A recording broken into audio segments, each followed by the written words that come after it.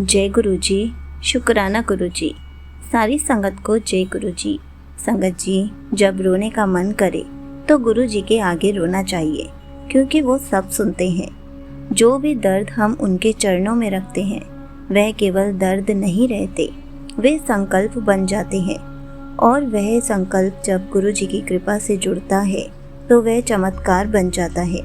और इस सत्संग की शुरुआत वहीं से होती है, जहां इंसान अपने जीवन की हर दिशा में हार कर एक कोने में बैठा है, जिनका नाम साक्षी आंटी है, जो लुधियाना की रहने वाली थी और जिनकी ज़िंदगी में सब कुछ था।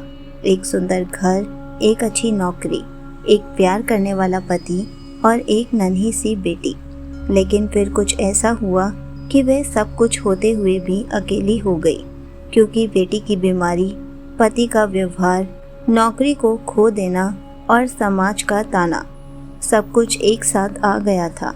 और साक्षी आंटी की हंसी जैसे छिन गई थी। वो मुस्कुराती थी, लेकिन भीतर से हर पल टूट रही थी। उनकी आत्मा जैसे खुद से बिछड़ गई थी। और जब कोई नहीं सुन रहा था तो उन्होंने एक दिन रोते हुए कहा, गुरुजी, अगर आप सच में हो तो मुझे अपने पास बुला लो, क्योंकि अब मुझसे नहीं सहा जाता। और उसी रात जब सब सो रहे थे, साक्षी आंटी ने गुरुजी का स्वरूप YouTube पर देखा और उस पोस्ट में लिखा था, जब रोने का मन करे तो मेरे आगे रो लिया कर, मैं सब सुनता हूँ। और यही वो लाइन थी जिसने उनकी रूह को हिला दिया था। वो फूट फूट कर रो पड़ी। पहली बार बंधा हुआ दिल जैसे खुल गया। वो रोती रही और रोते रोते वह सो गई। और सपने में गुरुजी ने उनको दर्शन दिए और बस इतना कहा, अब तू अकेली नहीं है, मैं तेरे साथ हूँ। और अगली सुबह उनका मन कुछ हल्का था। उस दिन से लेकर अगले कई महीनों तक वह रोज़ गुरुजी के आगे बैठकर बस रोती थी। कभी कुछ कहती नहीं थी, बस आंसू बहते थे और हर आंसू जैसे उनके भीतर से जहर निकाल रहे थे। उनकी बेटी जो बोल नहीं पाती थी, वह अचानक माँ बोलने लगी। उनका पति जो बात नहीं करता था, वह एक दिन ऑफिस से आकर बोला, हम गुड़गांव जा रहे हैं, गुरुजी के डुगरी मंदिर। और साक्षी आंटी समझ गई, यह कोई संयोग नहीं, यह गुरुजी का बुलावा है। वहाँ जाकर उन्हें ऐसे लगा जैसे गुरुजी उनको कह रहे हैं, मैं तेरे साथ ही हूँ। और वह फिर से फूट फूट कर रोने लगी।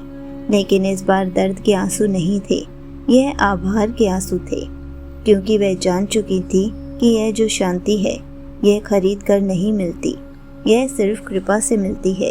और उसी दिन उन्होंने मन ही मन गुरुजी से कहा, अब मेरा जीवन आपको समर्पित है। और फिर तो जैसे सब बदलने लगा। उनकी बेटी की रिपोर्ट्स क्लियर आने लगी, पति में प्रेम आ गया, उन्हें एक नई नौकरी मिल गई। और धीरे धीरे आंटी जी ने सत्संग सुनने शुरू किए।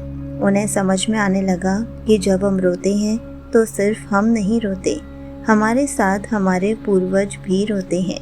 और जब हम गुरुजी के आगे रोते हैं तो वह सिर्फ मन नहीं हल्का करते, वह आत्मा को भी नहला देते हैं, धोते हैं, संवारते हैं। और वह हर दिन, हर सुबह, हर रात गुरुजी का शुक्राना करती हैं, क्योंकि अब वह जान चुकी थी कि उनका हर आंसू, जिसे वह कमज़ोरी समझती थी, वो ही उनकी ताकत थे। क्योंकि वो आंसू किसी इंसान के सामने नहीं गिरे थे, वो गुरुजी के सामने गिरे थे। और वही आंसू उनकी चाबी बन गए कृपा के दरवाजे की। फिर चाहे कुछ भी हो जाए, उनके जीवन में कोई डर नहीं रहा। वह जहाँ जाती वहीं गुरुजी की खुशबू आ जाती, कभी गुलाब की, कभी चंदन की, कभी रूहानी चमेली जैसी। और हर बार वो बस यही कहती, गुरुजी, आपने मुझे बचा लिया। क्योंकि बचना सिर्फ शरीर का नहीं होता, आत्मा का भी होता है। और वो आत्मा जो एक समय में टूट चुकी थी, अब फिर उड़ान भर रही थी।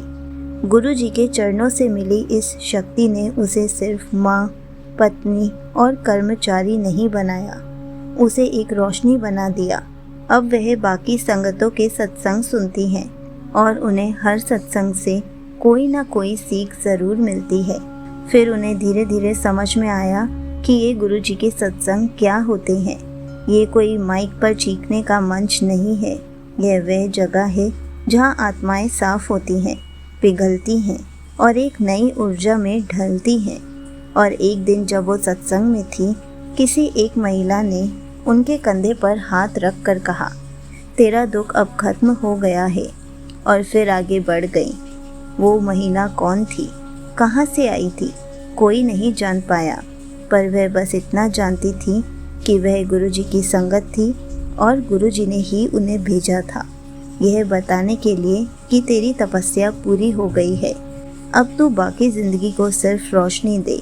और आज भी जब वो अपने बिस्तर पर लेटती हैं तो एक ही बात कहती हैं, गुरुजी मैं कुछ नहीं हूँ, सब कुछ आप हो।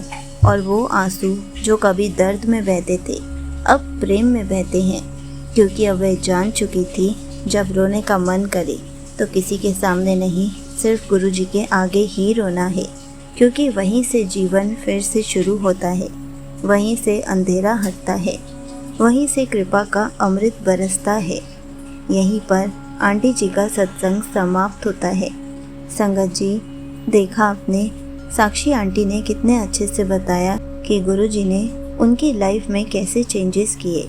इसलिए जब भी अगर आप भी अपने आप को अकेला फील करें या जब भी आपका रोने का मन करे तो दुनिया से नहीं, गुरुजी से कहो, क्योंकि दुनिया तो सिर्फ मजाक उड़ाती है, पर गुरुजी सब सुनते हैं। गुरुजी हमारे आंसू को अमृत में बदल देते हैं, हमारे कर्मों को धोते हैं। वही रोना हमारी शक्ति बन जाता है, वही रोना हमारा पुनर्जन्म कहलाता है। इसलिए गुरुजी से हर पल अपनी बातें शेयर करते रहें और रात में सोने से पहले उनसे बातें करना ना भूलें। जय गुरुजी, शुक्राना गुरुजी।